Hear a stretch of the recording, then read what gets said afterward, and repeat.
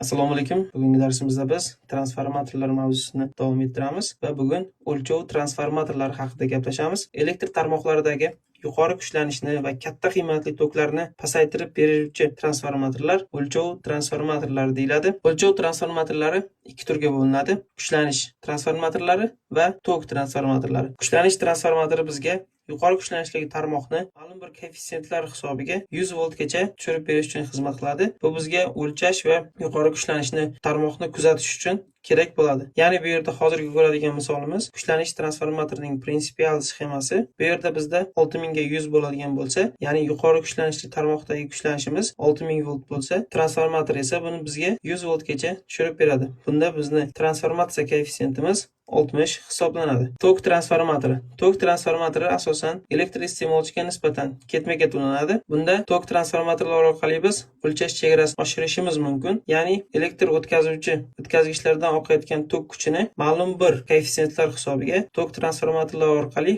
bilvosita o'lchash imkoniyatini beradi. Ya'ni agar bizda tok o'tkazuvchi qismimizda 100 amper oqayotgan bo'lsa, uni biz tok transformatorlar orqali 5 amperga tushirib olish imkoniyatini beradi. Transformatorlar o'zini koeffitsiyenti bo'ladi.